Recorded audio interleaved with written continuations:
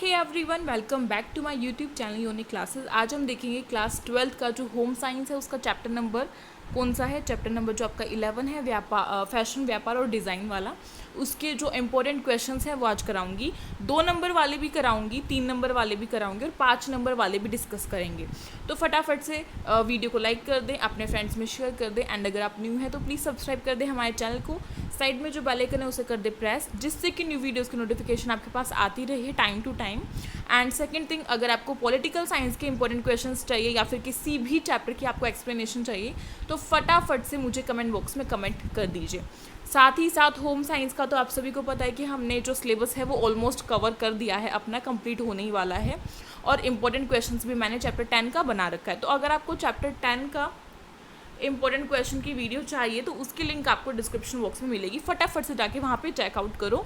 ठीक है, तो आज स्टार्ट करते हैं आपका इस चैप्टर के इंपॉर्टेंट क्वेश्चंस। और इंपॉर्टेंट क्वेश्चंस करने से पहले एक रिक्वेस्ट इतनी सी है कि आप सभी क्या करेंगे, इस चैप्टर की एक्सप्लेनेशन को भी देखेंगे और अगर नहीं देखना चाहते हैं कोई बात नहीं, आप खुद से पढ़ लीजिए।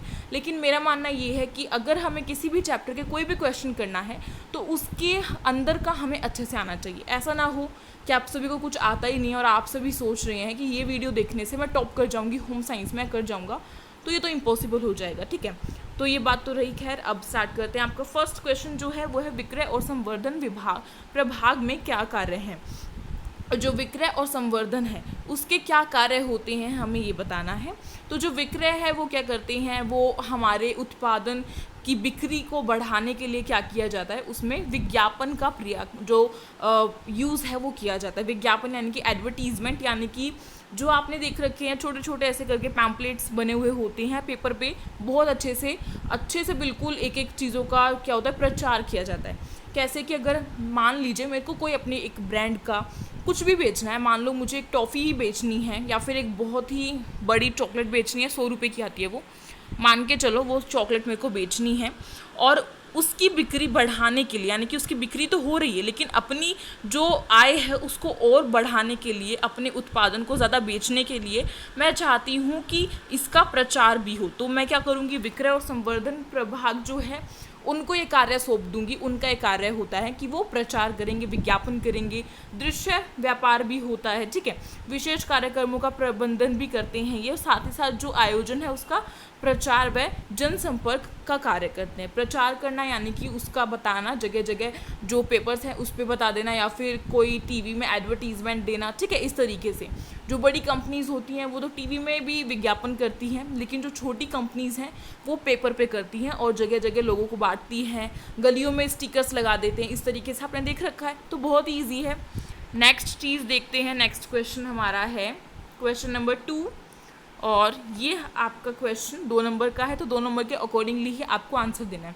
देखो 2 नंबर का है तो ज़्यादा आंसर तो दो नहीं के, बड़ा मतलब नहीं करोगे। इनमें से ये जो ऊपर वाले ये आपको 4 पॉइंट्स दिए हुए हैं, तो इनमें से 2 पॉइंट ले लो और उनको अच्छे से एक्सप्लेन कर दो। एक्सप्लेन कैसे करना है, जैसे कि यहाँ पे विक्रय बढ़ाने के लिए विज्ञापन बनाने के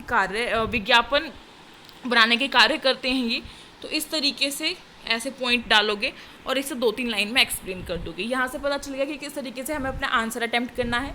उसके बाद सेकंड आप करेंगे ये जो आयोजन, प्रचार और जनसंपर्क का कार्य भी करते हैं, तो इस पे भी ऐसे पॉइंट डालेंगे और 2-3 लाइनों में इसको भी बता देंगे।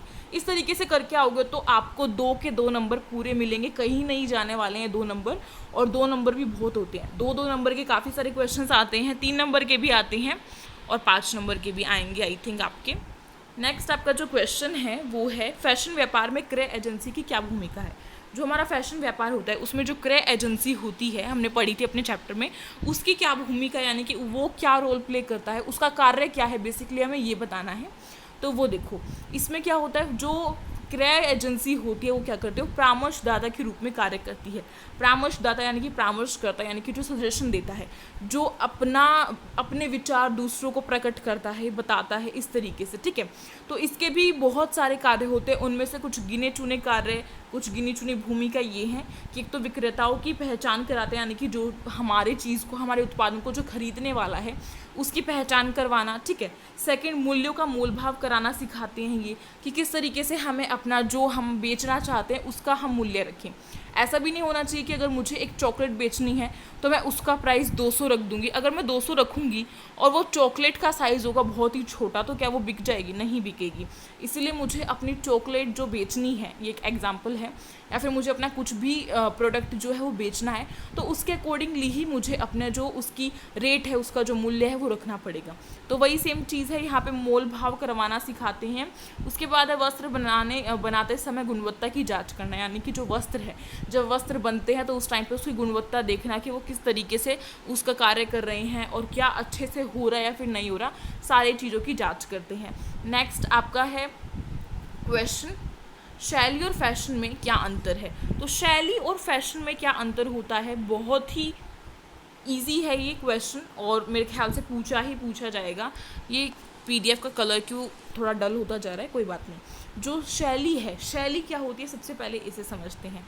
शैली जो है वो परिधान की अथवा उसकी सहायक सामग्री की विशेष दिखावट को कहते हैं। यानी कि जो शैली होती है वो क्या होती है, कोई हमारा परिधान है, हमारा कोई वस्त्र है, उसकी अथवा उसकी जो सजावट है, उसकी जो सहायक सामग्री है जिससे कि वो बहुत सुंदर दिखेगी। यानी कि जो उसके ऊपर लगते हैं चीज़ें, जैसे कि कोई कपड़ा है, उसके ऊपर कोई स्टोन लग रहा है, या फिर किसी भी चीज़ का कोई डिज़ाइन बन रहा है, जैसे कि किसी में लीफ बना देते हैं, उसका डिज़ाइन चल जाता है। बीच में क्या चला था, जो हमारे टॉप होते हैं लड़कियों के, उनकी जो बाजू होती है उस पर ऐसे, मान लो ये बाजू है, ऐसे सर्कल हो गया था, यहाँ पे खाली रहता था और बड़ा प्यारा लगता था, लेकिन वो एक बार चला था और फिर रुक गया वहीं पे। ठीक है, तो वो थी आपकी शैली। क्लियर है? ऊपर की जो दिखावट होती है, विशेष दिखावट जो होती है, उसको कहते हैं हम शैली। सेकंड आपका फैशन। फैशन क्या होता है, एक या अनेक जो शैलियाँ हैं जो किसी काल अवधि में सबसे अधिक प्रचलित होती हैं। यानी कि जिस टाइम पे आपका टिकटॉक चल रही थी ना, टिकटॉक चल रही थी जब आपकी, अभी तो नहीं चल रही, जिस टाइम पे चल रही थी ना, उस टाइम पे क्या था, जो जीन्स आती थी हमारी पहनने की, लड़का लड़की दोनों की ही, उसमें क्या होता था, उन जीन्स में ऐसा फटा हुआ सा कुछ फर टाइप यहाँ पे लगा हुआ रहता था, इस तरीके का आता थी जीन्स। ठीक है, और ऐसी टॉप भी काफ़ी सारे अलग अलग तरीके के आते थे, और साड़ी भी बहुत अलग अलग तरीके की आती थी।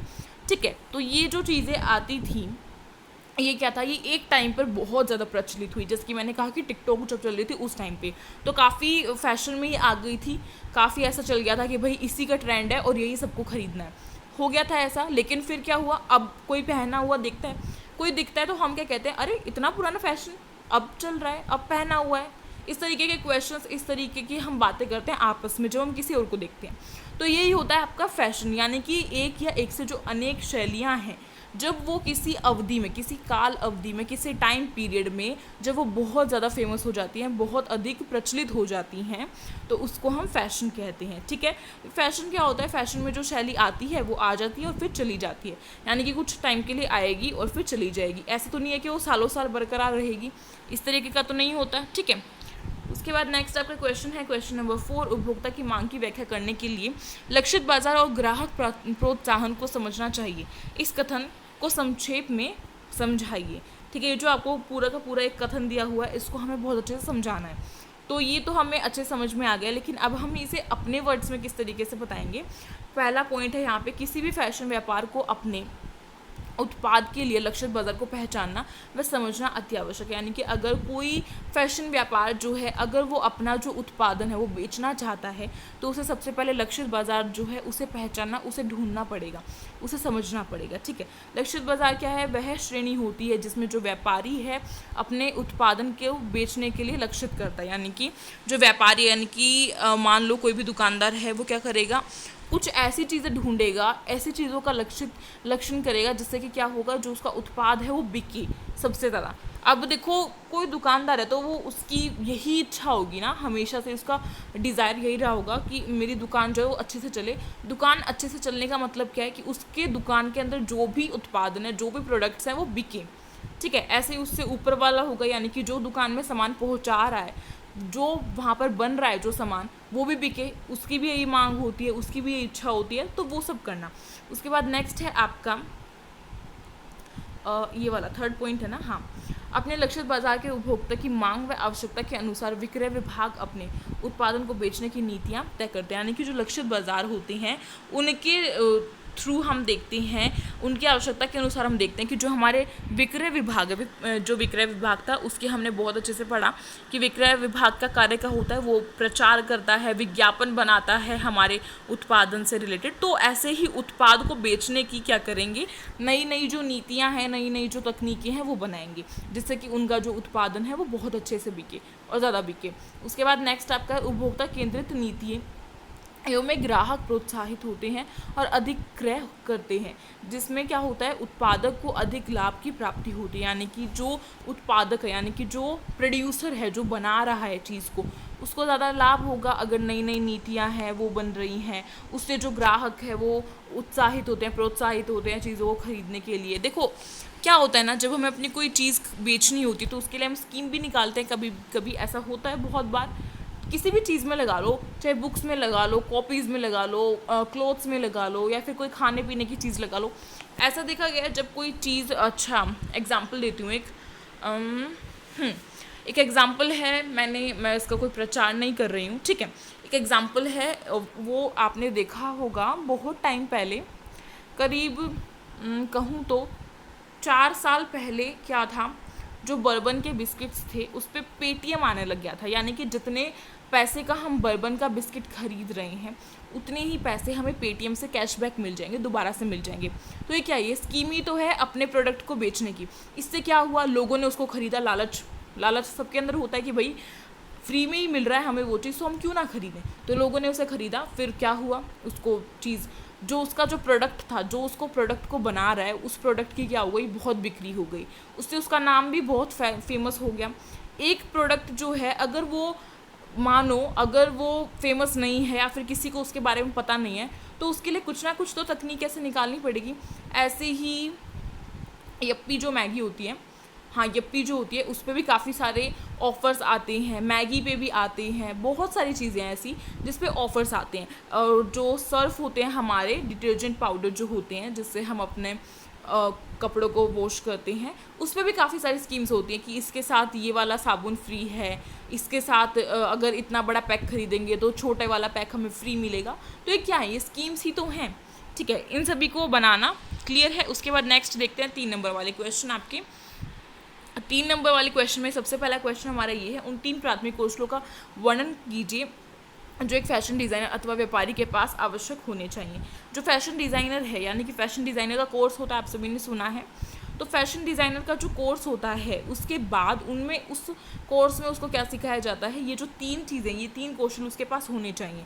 क्यों होने चाहिए 3 कौशल, उसे हमें व्याख्या करनी है। देखो कौन कौन से कौशल होने चाहिए। पहला तो होना चाहिए पूर्व अनुमान योग्यता, यानी कि फ्यूचर का पहले ही सोच लेना, यानी कि कुछ चीज़ अभी ट्रेंड में चल रही है, ट्रेंडिंग है, वो चीज़ बहुत अधिक प्रचलित है, तो वो तो हमें पता ही है, लेकिन साथ ही साथ हम भविष्य का भी ये अनुमान लगा ले कि आने वाली जो पीढ़ी है वो किस चीज़ को पहनना पसंद करेगी, किस चीज़ को ज़्यादा खरीदना पसंद करेगी, तो उसको कहते हैं पूर्ण अनुमान योग्यता। तो एक फैशन डिज़ाइनर के अंदर ये होनी चाहिए। सेकंड है विश्लेषणात्मक योग्यता। ये क्या होती है, उन्हें संपूर्ण अर्थव्यवस्था की जानकारी होनी चाहिए, यानी कि जो विश्लेषणात्मक योग्यता है उसके अंतर्गत क्या आता है कि जो फैशन डिज़ाइनर बनने वाला है या फिर बन चुका है उसके अंदर ये कौशल बहुत ज़रूरी है कि उसे हमारी अर्थव्यवस्था के बारे में पता हो। अगर हमारी अर्थव्यवस्था जो है वो बहुत नीचे है, बहुत गिरी हुई है, बहुत गरीबी फैली हुई है, तो क्या देश में जो लोग हैं वो महंगी चीज़ें खरीदना पसंद करेंगे? नहीं करेंगे।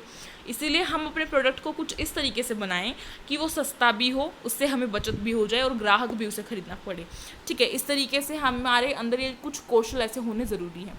थर्ड आप लिख सकते हैं संप्रेषण योग्यता। संप्रेषण योग्यता क्या होती है, जो ग्राहक है उनसे बातचीत करनी आनी चाहिए इसमें, ठीक है। उन्हें निर्माता के साथ मूल्यों को तय करने की बातचीत करनी आनी चाहिए। जैसे कि अब मेरे को कोई चीज़ बेचनी है किसी को, तो मुझे उसके लिए बात करनी आनी चाहिए। अगर मैं अपने प्रोडक्ट को बेचना चाहती हूँ और फिर भी मैं गुस्सा कर रही हूँ कि भाई मेरे पैसे में क्यों नहीं खरीद रही है, इस तरीके से अगर मैं गुस्सा करने लग जाऊँ या फिर भड़कने लग जाऊँ, तो क्या होगा, ग्राहक मेरे से वो चीज़ भी नहीं खरीदेगा और दूसरी बार मेरी दुकान पे आए भी नहींगा। इसीलिए हमें बहुत पोलाइटली उनके साथ बिहेवियर करना पड़ता है। विज्ञापन करते हैं, इसमें समाचार पत्र इत्यादि का यूज़ करके क्या करते हैं, अपने जो प्रोडक्ट है उसको फेमस करना, उसको प्रचलित करवाना, ठीक है। नेक्स्ट आपका क्वेश्चन है, क्वेश्चन नंबर 2 क्या है, फैशन उद्योग की खुदरा संगठन प्रणाली को किस प्रकार विभाजित किया गया है। जो खुदरा संगठन प्रणाली है उसको किस प्रकार से विभाजित किया गया था, तो बहुत सारे प्रकारों से विभाजित किया गया है। फर्स्ट ऑफ ऑल व्यापार सामग्री, व्यापार के आकार और लक्षित ग्राहक के आधार पर, ठीक है, 3 भागों में इसे विभाजित किया गया है। जो ये सब है ये अभी हमें पढ़ना है। फर्स्ट है आपका छोटा एकल स्टोर। छोटा एकल स्टोर क्या होता है, जैसे कि आपकी पड़ोस की कोई दुकान ही लगा लो, अगर आपकी गली में कोई दुकान है तो वो क्या है, वो एक छोटा एकल स्टोर है, यानी कि दुकान जिसको हम दुकान बोल देते हैं, स्थानीय दुकान बोल देते हैं, वो होता है छोटा एकल स्टोर, जिसमें कि ज़्यादा सामान नहीं मिलेगा। मतलब कि दुकान जो होती है वो किस तरीके से होती है, चाहे तो ग्रोसरी की दुकान होगी, चाहे फिर कपड़े की दुकान होगी, इस तरीके से होता है, ठीक है। ऐसा तो नहीं है कि उसके अंदर काफ़ी सारी चीज़ें हमें मिल जाएगी। सेकेंड आपका है विभागीय स्टोर, जिसमें क्या होता है, डिपार्टमेंटल स्टोर्स, मींस उसमें डिपार्टमेंट्स जो हैं वो बटे हुए हैं, जो विभाग हैं वो अलग अलग विभाग बटे हुए हैं। फॉर एग्जांपल आप किसी मॉल में जाते हैं, जो बड़ा मॉल होता है उसमें क्या होता है, जो क्लोथ्स का डिपार्टमेंट है, कपड़ों का जो विभाग है वो अलग होता है, ग्रोसरी का विभाग अलग होता है जिसमें हम अपना कुछ भी खाने पीने की चीज़ें ले सकते हैं, ठीक है, और गेम्स के जो डिपार्टमेंट है वो अलग होते हैं, तो उसको हम कहते हैं विभागीय स्टोर। इससे क्वेश्चन आ सकता है, ये वाला क्वेश्चन इंपॉर्टेंट है। उसके बाद है स्टोर श्रृंखला। स्टोर श्रृंखला, चेन ऑफ स्टोर्स, ये क्या होती है, एक ही ब्रांड की चीज़ों को फुटकर दुकानें या फिर मानकीकृत जो व्यवसाय विधियां हैं और पद्धतियां हैं उसके अनुसार बेचना, वे आते हैं स्टोर श्रृंखला में। यानी कि एक ही ब्रांड की कोई चीज़ हो उसी को बेचें। एक ब्रांड, जैसे कि मान लो पतंजलि की दुकान है, पतंजलि की दुकान पे क्या है, एक ही ब्रांड की चीज़ मिलेगी, दूसरे की नहीं मिलेगी। यानी कि अगर हमें पतंजलि का घी खरीदना है मिल जाएगा, पतंजलि की बिस्किट्स खरीदने हैं वो भी हमें मिल जाएंगे। लेकिन क्या अगर मैं वहाँ पे खड़ी होकर अमूल दूध मांगूंगी तो मुझे मिल जाएगा? नहीं मिलेगा, ठीक है। इस तरीके से लगा सकते हो। उसके बाद नेक्स्ट है आपका फैशन चक्र को परिभाषित करते हुए उसके जो चरण हैं उनके नाम लिखने। तो फैशन जो है हर समय बदलता रहता है, ठीक है। इसके जो चरण है, इसका जो जीवन काल है वो 5 चरणों में पूरा होता है। फटाफट से इसके चरणों के बारे में पढ़ते हैं। इस तरीके का क्वेश्चन आता है तो आपको इन चरणों के अंदर का भी अच्छे से एक्सप्लेन करना है, और उसके लिए आपको एक्सप्लेनेशन की वीडियो देखनी पड़ेगी। उसकी लिंक आपको नीचे मिल जाएगी, प्लेलिस्ट की लिंक होगी, class 12 home science term 2 complete syllabus करके, ठीक है। तो फटाफट से उसे जाके चेक करो। और इसमें है शैली की प्रस्तुति, यानी कि किस तरीके से आपकी शैली है उसकी प्रस्तुति करना। लोकप्रियता में वृद्धि, जो आपका प्रोडक्ट है वो अगर लोगों को पसंद आने लग गया है तो उसमें वृद्धि होती है। लोकप्रियता की पराकाष्ठा और लोकप्रियता में कमी होना, और शैली की परित्याग। यानी कि फैशन जो है उसके अंदर बहुत 5 जो चरण हैं वो होते हैं। 5 चरणों में किस तरीके से, पहले होगा शैली की प्रस्तुति, यानी कि अभी वो जो चीज़ है, अभी वो जो शैली है वो अभी बनी है, अभी आई है। फिर क्या होगा, वो ट्रेंडिंग हो जाएगी, वृद्धि होने लगेगी उसकी लोकप्रियता में। अब क्या है, वो बहुत ही प्रचलित हो गई है। फिर उसके बाद क्या होगा, एक टाइम ऐसा आएगा कि वो ख़त्म हो जाएगी, और फिर क्या होगा, वो शैली बिल्कुल ही ख़त्म हो जाएगी। एक टाइम ऐसा आएगा कि वो शैली जो है वो धीमी पड़ जाएगी, इसमें आएगा लोकप्रियता में कमी। और शैली की प्रतिज्ञा क्या होगा कि ये जो शैली है वो बिल्कुल ही ख़त्म हो चुकी है। क्लियर है। अब बात करते हैं 4 नंबर के क्वेश्चंस की।